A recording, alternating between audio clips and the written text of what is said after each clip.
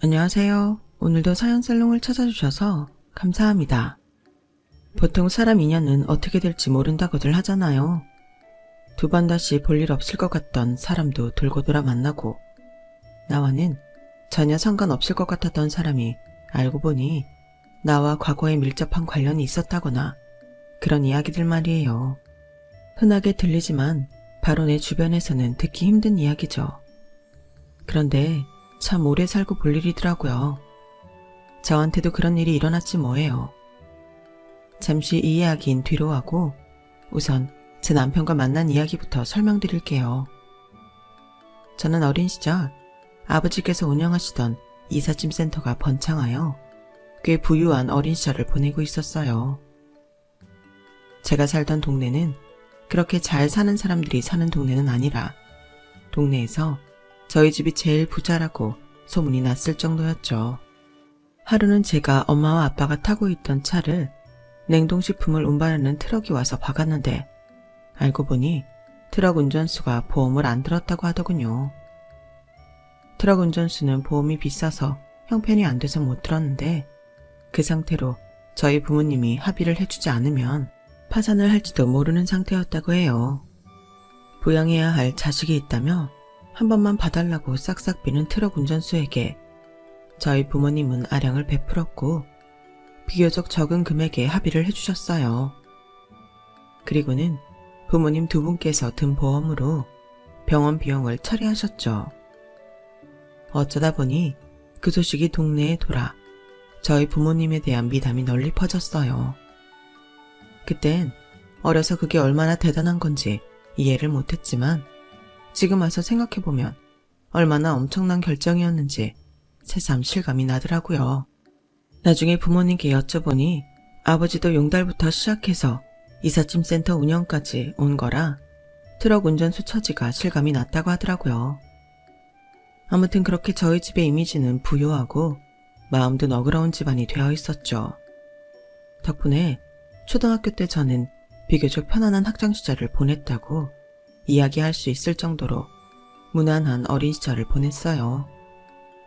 아니, 사실 무난하기보다는 그 나이 또래 애들 사이에서도 눈에 띄지 않는 서열 윗자리를 차지했었던 것 같아요. 당시에야 저도 어렸어서 거기까진 생각을 못했지만 지금 생각해보면 그런 것 같아요. 제가 딱히 힘이 센 것도 특출나게 얼굴이 예뻐서 인기가 좋았던 것도 아니었는데 친구들이 제 말이라면 다 따라주고 양보해줬거든요. 유나야, 나 너랑 친해지고 싶어. 그래도 돼? 당연하지. 나도 너랑 친해지면 좋지. 근데 왜 나랑 친해지고 싶어? 우리 엄마가 너랑 친하게 지내래. 뭐? 니네 엄마가? 왜? 몰라. 너랑 잘 지내면 좋다나? 가끔 친구들에게서 그 나이엔 이해하기 어려운 이야기도 전해 듣곤 했어요. 그땐 그게 저희 집안 형편을 의식한 어른들의 소리 없는 강요라는 걸 몰랐죠. 그저 어른들이 날 좋게 보셨구나 하고 넘어갔죠. 집안 빼면 특별히 좋게 볼 것도 없는 평범한 여자아이였는데 말이에요. 그렇게 무난하게 어린 시절을 보내고 초등학교 6학년이 되었을 때였어요. 새학년이 되고 마음이 들떠 있었죠. 보통 1학년에서 6학년까지 한 학교를 쭉 다니면 웬만해서는 한 번씩 같은 반을 해보는데 처음 보는 남자애가 있는 거예요. 애들 말론 3학년 때 다른 학교에서 전학을 온 애라고 하더라고요. 다른 학교에서 말썽을 부리다가 전학을 왔다고 하는데 초등학교 때는 그런 소문이 따라붙기가 쉽지 않아서 그 애가 참 안 좋게 보이더라고요. 보통 말썽꾸러기가 아닌가 보다 하고 넘겼는데 그 애가 절 보더니 뚜벅뚜벅 걸어오는 거예요. 너 나 알지? 하고요. 저는 안 그래도 처음 보는 애라 신기해하고 있었는데 대뜸 그렇게 물으니 의아하더라고요. 아니, 우리 같은 반 된 거 처음이지 않아? 같은 반 된 건 처음인데 우리 같은 학원 다니잖아. 학원? 그땐 부모님이 여유가 좀 생기시니 제 교육에 투자를 많이 했던 때라 다니는 학원이 3군데나 있었어요. 어딜 말하는지 모르겠어서 저도 모르게 눈살을 찌푸리자 그 애가 자존심 상한다는 듯 절 쏘아보더라고요. 됐어. 기억 안 나면 말아. 그러고는 자리로 휙 돌아가 버리더라고요. 저에게 그렇게 함부로 대하는 애는 처음이어서 좀 어이가 없었는데 그 일을 반 애들이 전부 봐서 그런지 반 애들도 그 애를 기피하더군요. 소문도 소문인지라 다들 그 애를 별로 좋게 보지 않았어요. 어쨌든 저는 금방 다른 친구들이랑 친해졌고 그 애는 반에서 존재감이 없어서 쉽게 잊혀졌죠. 그런데 어느 날 엄하기로 소문났던 선생님이 숙제를 검사하던 날이었어요. 각자 개인 필기 노트를 검사하는 날이었는데 필기를 해오지 않은 친구들은 호되게 혼이 났어요. 모두 떨고 있는데 제 옆자리에 앉은 그 남자애가 초조해 보이더라고요. 야, 너 숙제 안 했어? 안 한 게 아니고 안 갖고 온 거거든. 퉁명스럽게 돌아온 대답에 저는 좀 망설였어요. 공부를 엄격하게 시키던 부모님 때문에 저는 필기 노트를 2개씩 쓰고 있었거든요. 학교에서 쓰는 노트 하나와 혼자 집에서 복습하는 필기 노트가 있었는데 내용은 동일해서 하나를 빌려줄까 말까 고민 중이었어요. 그런데 저희 앞줄에 앉아있던 친구가 필기 노트를 안 써서 선생님께 혼나는데 아찔하더라고요. 필기 노트를 쓰지 않는 앞줄 친구가 혼이 나는 걸 보니 이건 좀 아니다 싶어서 가방에서 제 노트 하나를 꺼내서 그 애한테 내밀었어요. 야, 김지석, 이거 가져가. 너 써. 뭐? 여기 앞에 네 이름 쓰라고. 좀 당황한 얼굴을 하더니 얼떨결에 자기 이름을 쓰더군요. 다행히 그의 차례는 잘 넘어갔어요. 저에겐 늘 퉁명스럽게 굴던 녀석이 그 뒤로는 제게 좀 고마웠는지 온순히 지더라고요. 고마워. 이 은혜 잊지 않을게. 그 뒤로 저희는 급격히 친해졌어요. 마침 집에 가는 길도 제법 비슷해서 가끔 귀갓길이 겹칠 때면 하교도 함께했죠. 지석이는 차가웠던 인상과는 달리 쑥스러움도 많고 착한 애였어요. 좀 틱틱 될 때가 있어도 다정한 애인 게 느껴졌어요. 정확히 언제부터였는지 모르겠지만 그렇게 제 인생의 첫사랑이 시작됐어요. 지석이랑 저는 다른 반 친구들을 대할 때와는 확연히 다르게 서로를 대했어요. 반 애들도 저희의 기류를 이상하게 볼 정도로요. 야, 너 지석이랑 무슨 사이냐? 니네 사겨? 사귀긴 뭘 사겨. 그냥 친한 애야. 지금 생각해보면 누가 봐도 서로 좋아하는 거였는데 어렸던 저는 제가 혼자 지석이를 좋아한다고 생각했죠. 그래서 참 가슴앓이도 많이 하고 지석이를 좋아한다는 여자애가 생기면 괜히 질투도 하고 그랬었네요. 그렇게 1학기를 지석이와 함께한 추억으로 채우고 방학이 지나 2학기가 되었을 때였어요. 유나야, 우리 한 달 뒤에 이사 갈 거야. 친구들이랑 선생님한테 인사 잘하고 와. 알겠지? 응? 엄마, 나 이 초등학교 졸업하는 거 아니야? 한 학기만 더 다니면 되는데 갑자기 웬 이사? 우리 유나 더 좋은 동네 살게 해주려고 그런 거야. 거기는 길도 더 깨끗하고 살기 좋아. 그러니까 너무 속상해하지 마. 갑작스러운 전학 소식에 너무 혼란스러웠어요. 형편이 좋아져 더 이상 이 동네에 살 이유가 없다고 판단한 부모님께서 저를 비교적 학구열이 높은 분위기인 동네로 데려가 교육시키려고 하셨죠. 소식을 들은 저는 제일 먼저 지석이에게 달려가 소식을 전했어요. 그런데 지석이의 반응은 생각보다 시큰둥했어요. 그래? 잘됐네. 축하해. 내심 서운하더라고요. 같이 슬퍼해 줄 줄 알았는데 역시 지석이는 나 혼자 좋아하는 게 맞았구나 하고요. 저는 남은 날들을 최대한 지석이랑 보내고 싶었는데 지석이는 저랑 정을 때려는 건지 예전보다 무뚝뚝해졌어요. 그게 또 그렇게 서러워서 그 한 달 동안 남몰래 울기도 많이 울었죠. 갑자기 전등 동네를 떠난다고 하는 부모님을 원망도 참 많이 했어요. 전학하기 전 학교에서 보내는 마지막 날 친구들과 아쉽게 인사를 하는데 눈물이 나더라고요. 이 동네에서 사귄 친구들과 같은 중학교, 같은 고등학교를 가고 평생 함께 할 줄 알았는데 갑작스러운 이별을 받아들이기가 너무 힘들었어요. 유나야, 울어? 울지 마. 저도 모르게 살짝 눈물이 고여 닦아내는데 제가 운다는 소리를 들은 지석이가 멀리서 걸어왔어요. 그리고는 저를 꼭 안아주더라고요. 건강하게 잘 지내. 짧은 한마디에 결국 울음이 터졌죠. 그렇게 아쉬운 이별을 한 후 시간이 흘러 성인이 되었어요. 그 사이에 저에게는 정말 많은 변화가 있었죠. 저희 집에 이사가고 새로운 동네에서 적응해 살아가던 중 아버지가 운영하시던 이삿짐센터가 망해서 폐업을 했어요. 약간 무리를 해서 비싼 동네에 살고 있던 저희 집은 반강제로 다시 이사를 하게 되었죠. 하지만 옛날 살던 동네에서는 너무 잘 살던 이미지가 강했던 터라 그 동네로 돌아가는 건 껄끄러웠는지 부모님께서는 다른 동네를 택하셨어요. 그 뒤로는 가족 모두 경제적으로 쪼들리는 생활을 했죠. 저 역시 대학 진학을 포기하고 상업고를 택했어요. 뭐라도 빨리 배워서 취직을 해야겠다 싶었죠. 어렸을 때부터 공부하는 습관이 잡혀 있었던 덕분에 상업고등학교에서 상위권 성적을 유지하는 건 다행히 어렵지 않았어요. 저는 고졸 특채로 대기업 백화점에 입사하게 되었어요. 처음에는 모 브랜드의 의류 매장으로 배정받아 일을 시작했죠. 집안 형편이 안 좋아지기 전에는 꽤 좋아하던 옷 브랜드라 나름대로 재미있게 적응하고 있었어요. 어머, 너 유나 아니니? 나 기억해? 땡땡초등학교 6학년 1반 민정이. 아, 민정아, 당연히 기억하지. 너 반장이었잖아.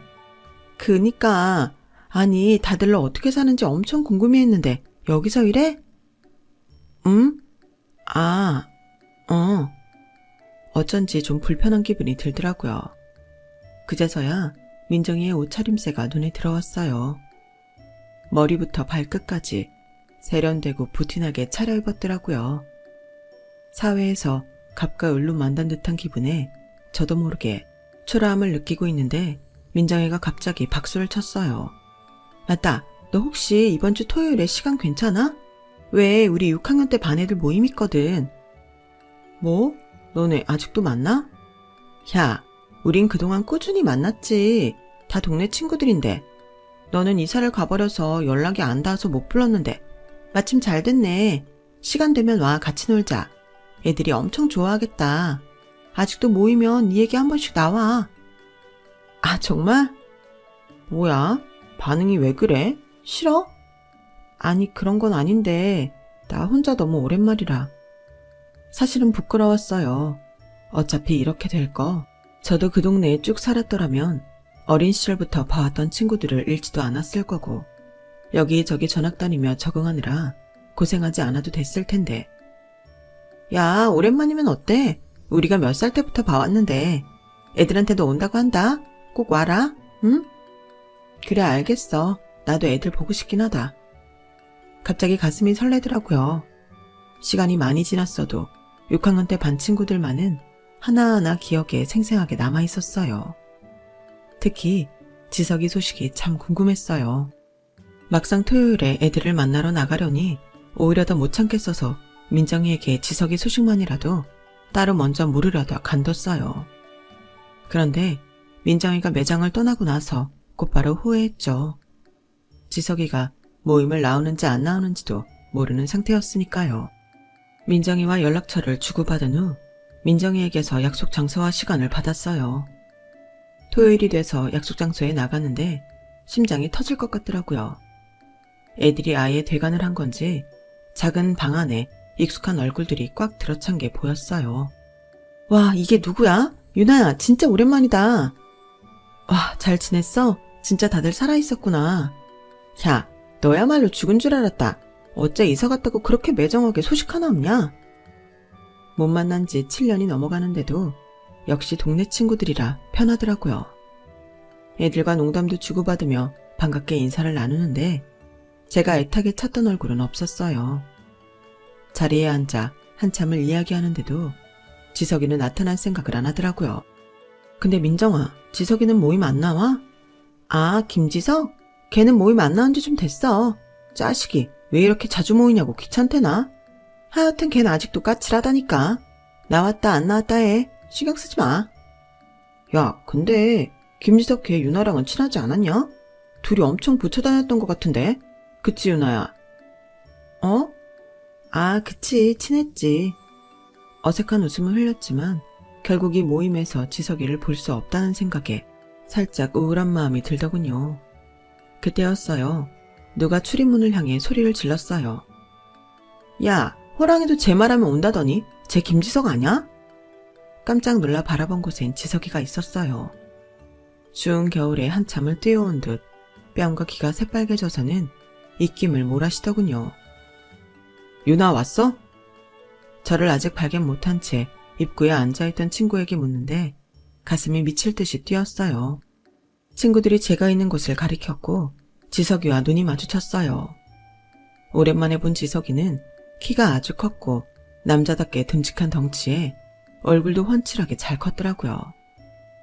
분명 지석이도 다른 친구들과 다름없이 오래 알던 얼굴에서 몸만 큰 거나 다름없었지만 그래도 뭔가 다르게 느껴졌어요. 보고 싶었어, 유나야.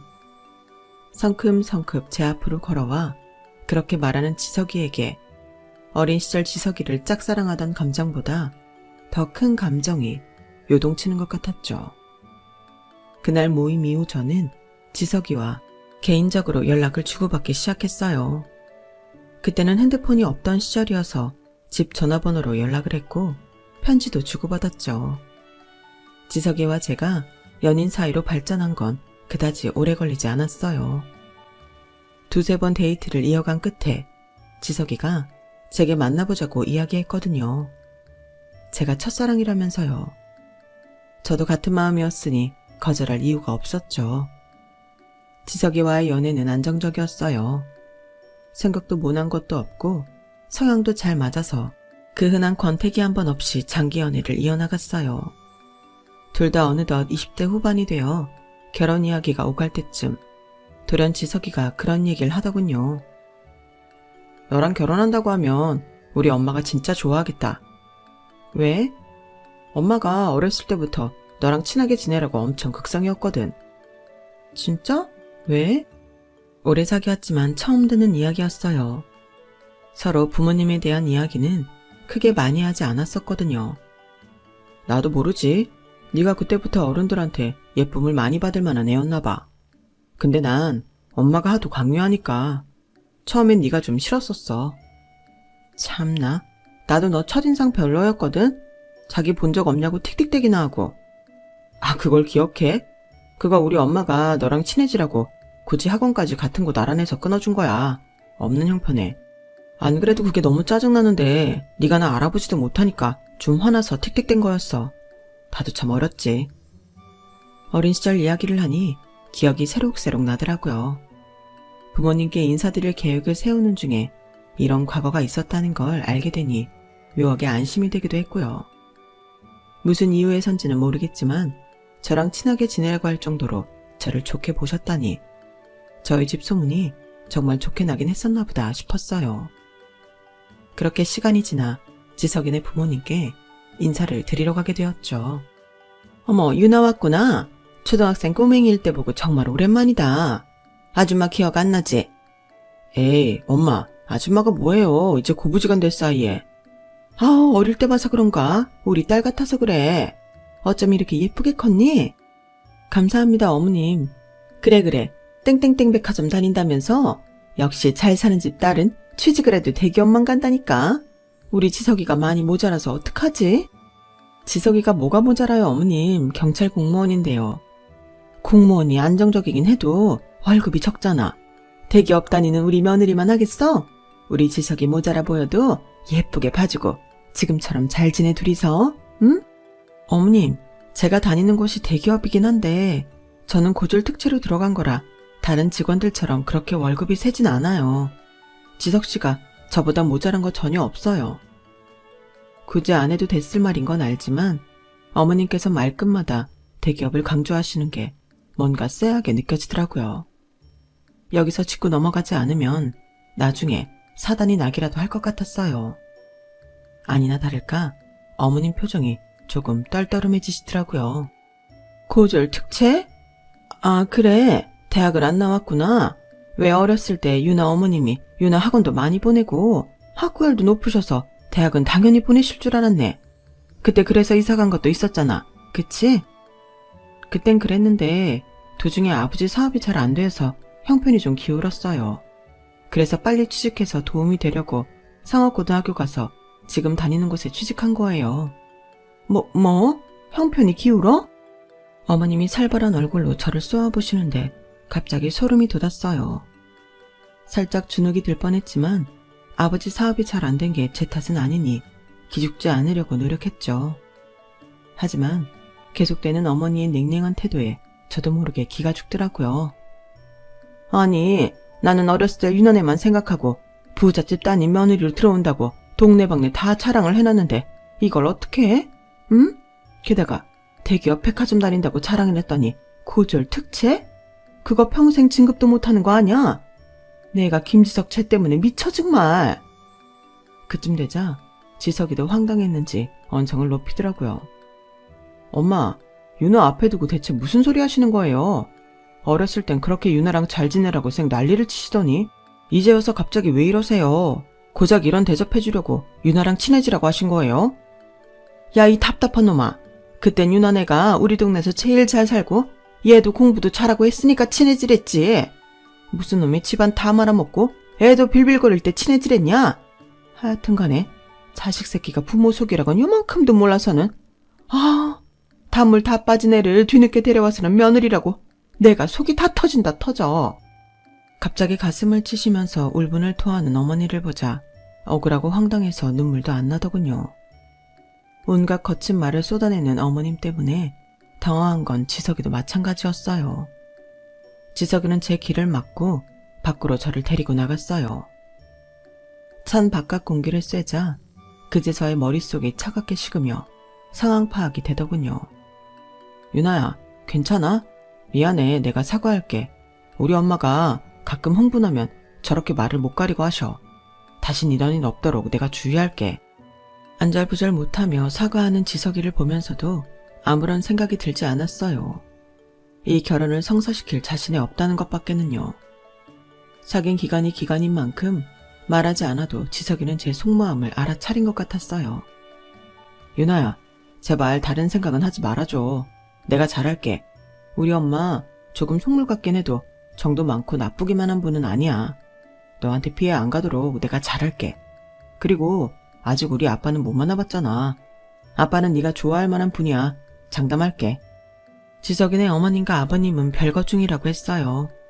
어머님께선 살림을 합치고 싶어 하시지만 아버님께서는 안 맞는 성향 때문에 억지로 함께 살기 싫다며 안 들어오고 있다고 알고 있었죠.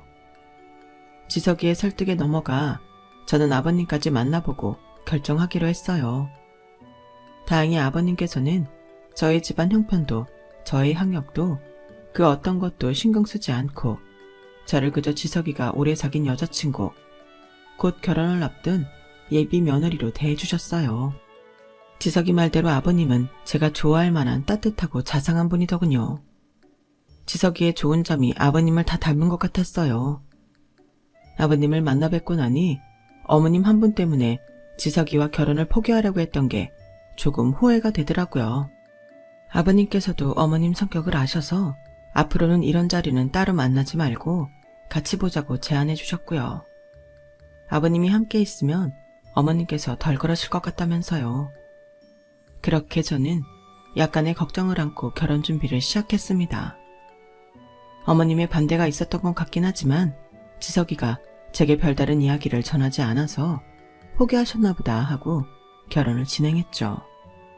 상견례 때도 다행히 별다른 문제는 없었어요. 문제는 결혼 후에 터졌어요. 지석이에게는 형이 한 명 있었는데 그분의 아내, 그러니까 제게는 큰동서가 변호사였거든요. 엄청난 엘리트의 집안까지 부여해서 딱 봐도 차별당하겠다 싶었는데 해도 너무할 정도로 차별을 하더라고요. 제가 결혼했던 해에 형님께서 임신을 하셨는데 처음에는 임산부라서 차별을 하시는 줄 알았어요. 무슨 일할 거리만 생겼다 하면 작은 애는 어디냐, 작은 애 시켜라 하시는데 임신한 형님께 일을 같이 하자고는 할 수 없는 노릇이니 군말 없이 따랐죠. 그래서 형님이 아이를 순산하실 때까지는 이를 악물고 참았어요. 하지만 조카가 태어난 뒤에도 크게 달라지는 건 없더라고요. 야, 큰애는 지금 우리 첫 손주 낳느라 고생했는데 이 일을 나눠서 하려고 하니? 얼른 네가 상 좀 내와봐라. 아우, 우리 큰며느리. 애는 우리가 봐줄 테니까 아무 걱정 말고 몸조리하고 복직해라. 산후에 몸 망가지지 않게 관리 잘해야 해. 산후조리 비용도 보태주시고 아이도 맡아 돌봐주시고 큰동서가 혹시라도 변호사 일을 관둘까봐 걱정이 되셨는지 아주 지극정성이셨어요. 그러면서 저는 무슨 시종 부리듯이 대하더라고요.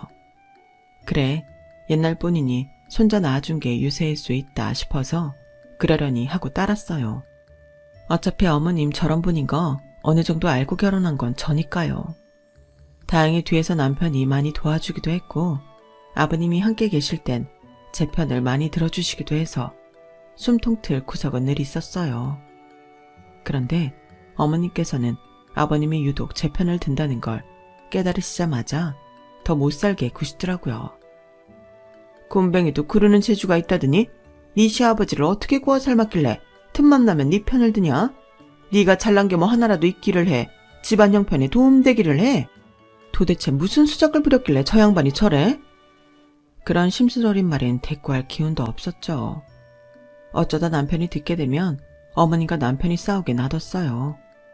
하필이면 시댁과 형님 댁이 그다지 멀지도 않아서 생각보다 가족들이 자주 모였는데 정말 막판에는 너무 지쳐서 훌쩍 도망가고 싶을 지경까지 왔어요. 그런데 그때쯤 아이를 간절히 바라던 저와 남편 사이에 축복이 찾아왔죠. 어머니, 아버지, 우리 임신했어요. 정말이냐? 축하한다 며느라. 어머, 동서 축하해. 감사합니다. 감사해요, 형님. 아이를 가진 것만으로도 온 세상을 다 얻은 것 같긴 했지만 한편으로는 형님이 임신하셨을 때 누리던 혜택을 생각하면 더 이상 시어머니께 시달릴 일이 없을 것 같아 마음이 한결 편안해졌어요. 그토록 원하던 아이를 가졌는데 이런 생각부터 든 자신을 돌아보면서 얼마나 시달렸으면 그런 생각이 드나 싶어서 그동안 잘 버텨온 스스로가 대견하더군요. 여보, 너무 축하해. 그동안 많이 힘들었지? 엄마도 같은 여자니까 아무리 그래도 임신한 사람한테까지 못살게 굴진 않으실 거야. 형수님 임신하니까 지극정성으로 잘해주시는 거 봤지? 당신도 이제 고생 끝이야. 근데 그건 형님이 변호사라서 그런 것 같은데 임신하기 전에도 변호사라고 많이 예뻐하셨잖아. 그건 그렇지만 어쨌든 손주 본 게 크지 않을까? 어쨌든 우리 사이에 낳은 손주도 손주인데 손주 보게 해드리면 좋아하실 것 같아. 그런가? 난 어머님이 형님한테 해주시듯이 나한테 안 해주셔도 괜찮아. 그냥 지금처럼 몸종 부리듯이 막대하지만 않으시면 더 바랄 게 없어.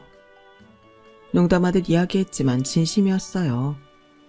남편은 그럴 일 없다며 만약 그런다고 해도 자신과 아버님이 뜯어 말릴 거라고 했죠.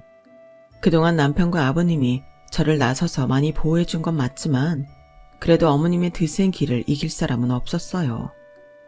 다만 저도 설마 임신한 사람은 괴롭힐 리 없을 것 같다고 믿었죠. 하지만 그건 어리석은 생각이었어요. 얘야, 형님 왔는데 뭐하니? 다가상 좀 내어봐라. 어머, 어머님, 동서 임신했는데 좀 쉬라고 하세요. 제가 할게요. 동서도 저 임신했을 때 많이 일해줬잖아요. 됐다. 너는 앉아서 우리 손주 봐야지.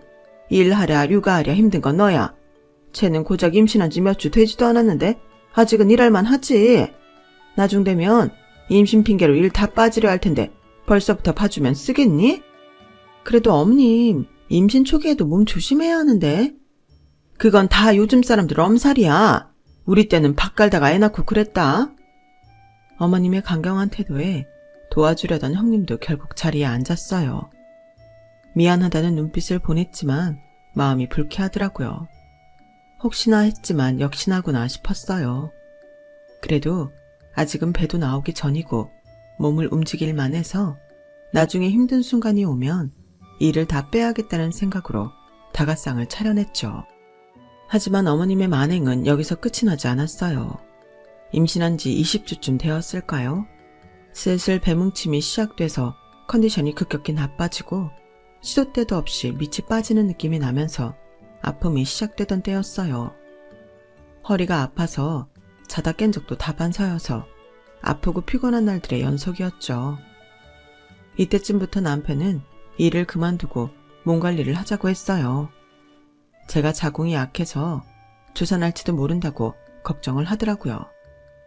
저도 처음 겪는 아픔에 겁이 나서 남편 말에 따랐어요.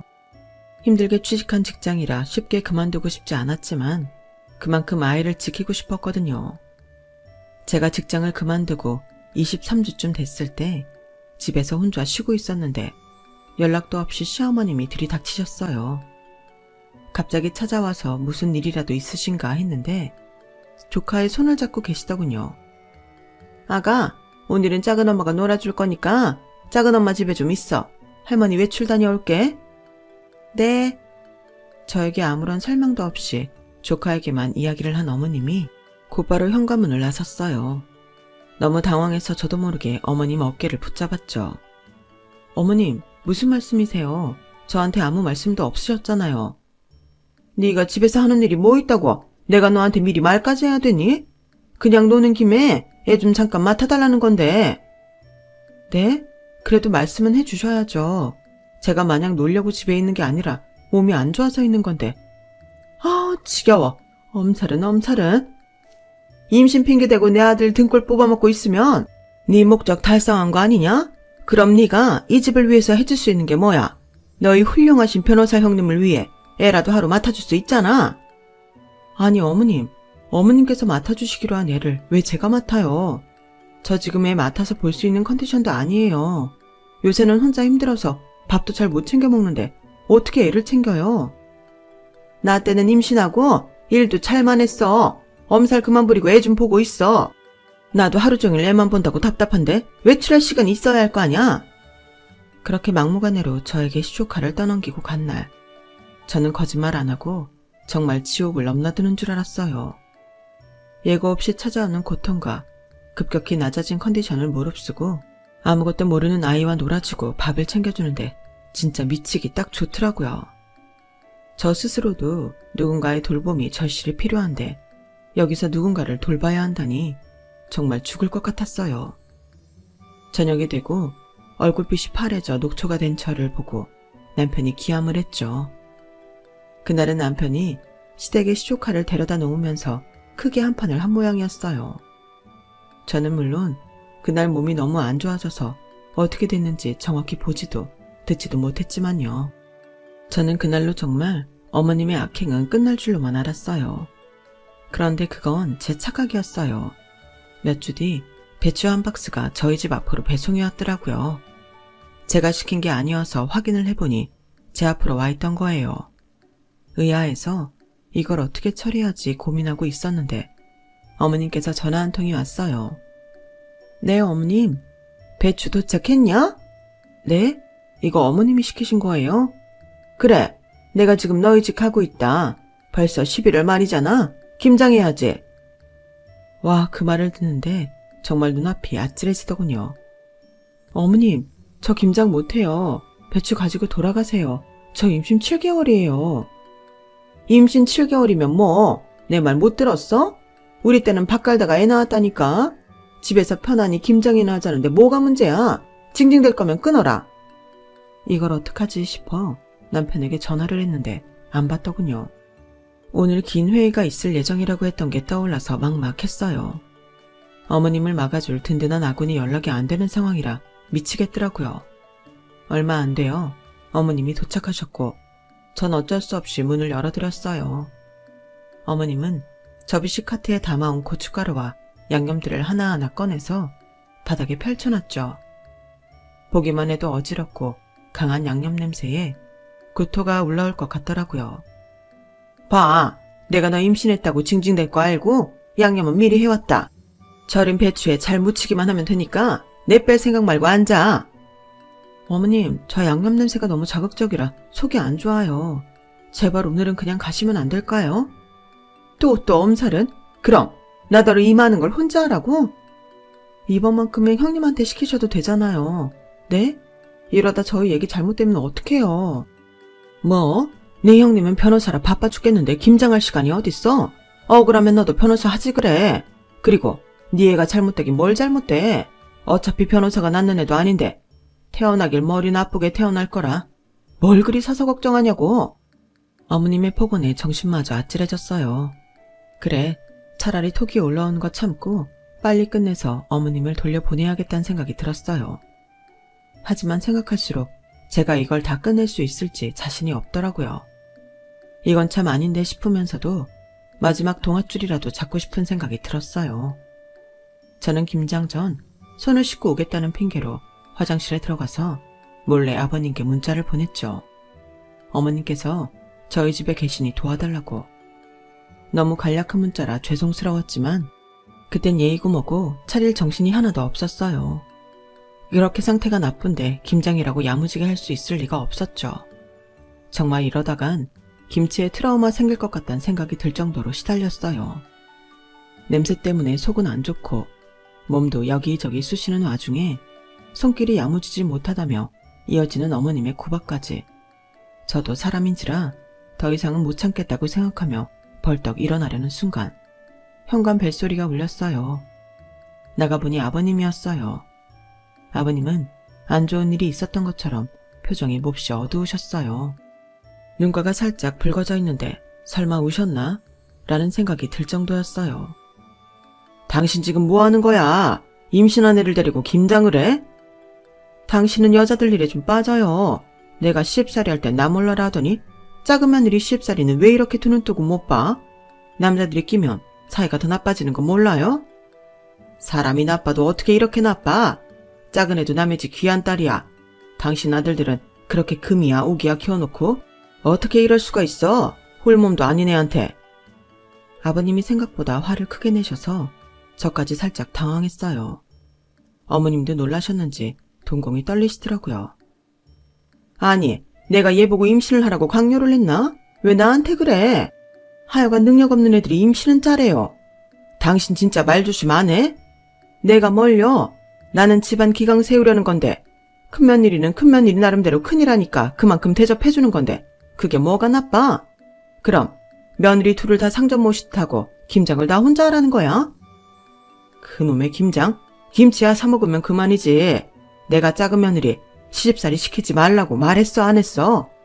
이 애가 집안 형편이 안 좋아진 게 얘 탓이야? 형편 때문에 부모님 힘들게 안 하려고 상고 가서 취업한 게 얘 탓이냐고.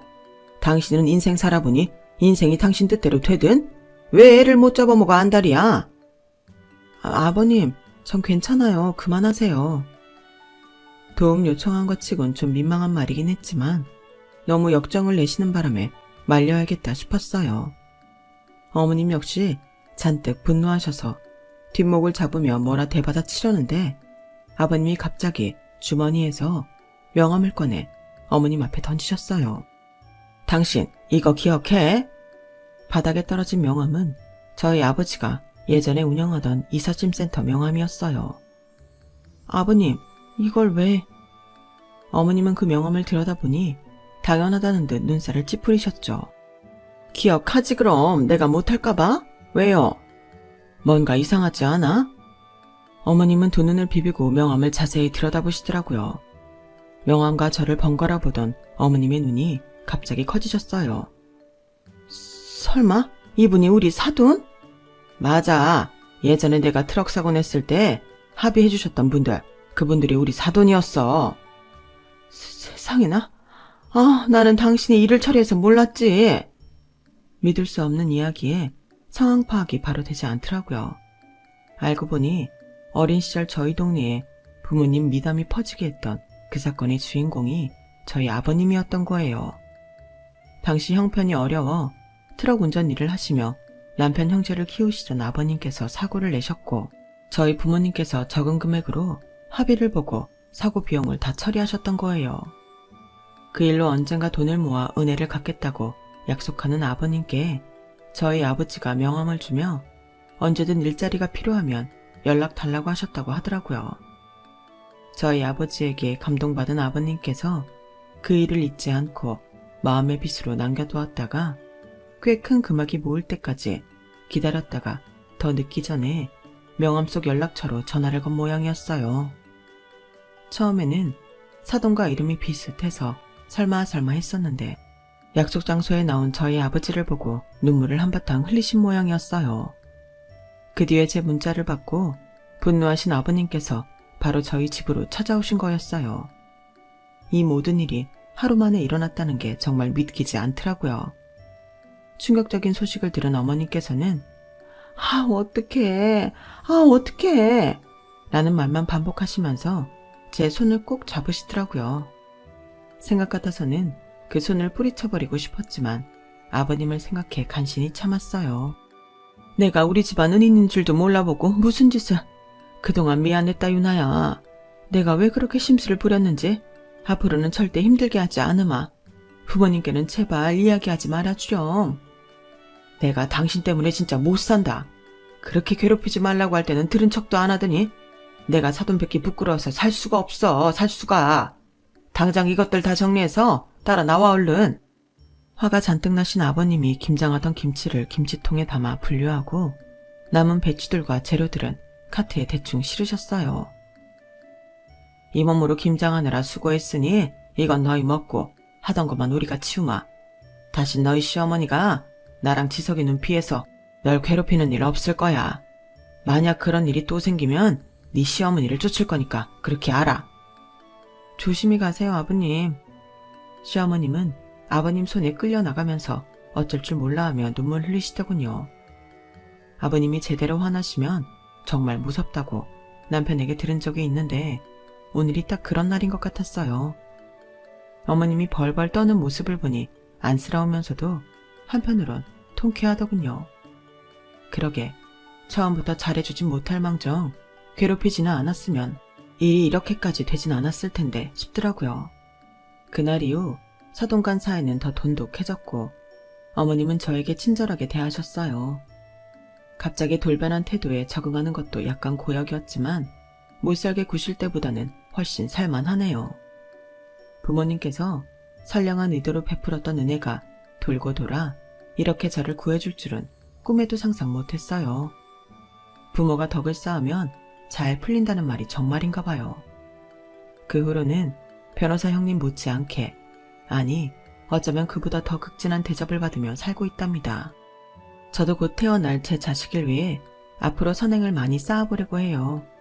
여러분도 지켜주어야 할 소중한 존재가 있다면 돌고 돌아올 선한 영향력을 위해 타인에게 좀 더 따뜻한 마음으로 선행을 베풀어 보면 어떨까요?